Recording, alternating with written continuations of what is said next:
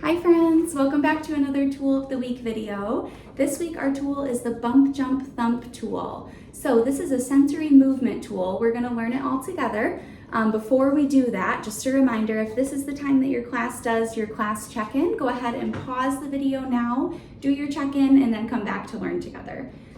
One other reminder, the tools do need to be practiced every day if we really want to learn it. So either play this video every single day or your teacher will refresh your class on what our tool is every single day, but help your teacher and your classmates remember, okay? All right, so we're gonna go ahead and get started. I'm gonna read this first part to you and then you'll have some time to do it. So it says practice. Give your body a jolt by safely jumping, bumping, thumping, or crashing. Feel the movements in your joints and muscles. Okay.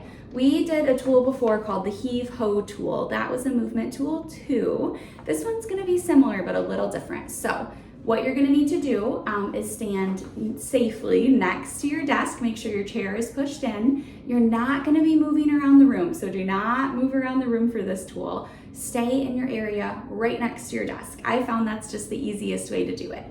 But you'll have three choices. So your teacher is gonna need to set a 1-minute timer.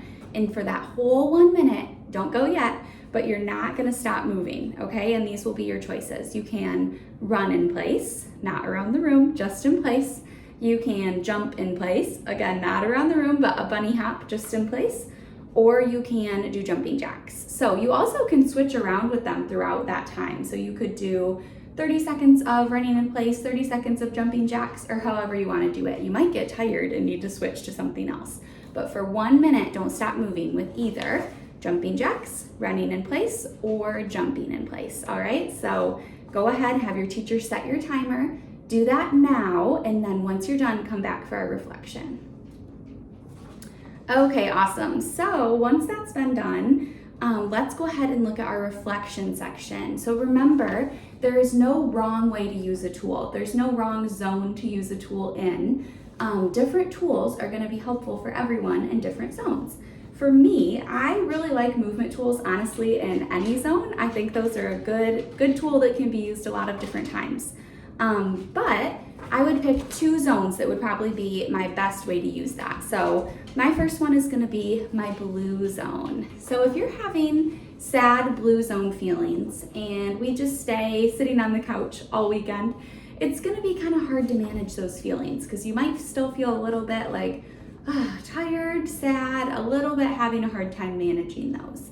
So movement like this can help us kind of manage those sad feelings and break out of that a little, get our body moving and kind of distract our brains and help our bodies wake up and feel a little bit differently. So for me, that's a good blue zone tool. I also would use this as a red zone tool. I think this is a good one if you're feeling out of control, either mad, excited, frustrated, whatever it may be, just feeling out of control with those feelings. Sometimes movement is a good way to manage those by just kind of getting some of that out of our body and helping us regulate that way. But be careful with using this as a red zone tool because you do have to remember it does require a little bit of control, right? In a classroom setting, we have to stay in one area. So in the classroom, it can be a red zone tool, but it requires a little control that could be difficult if you're really far into the red zone. So just keep that in mind.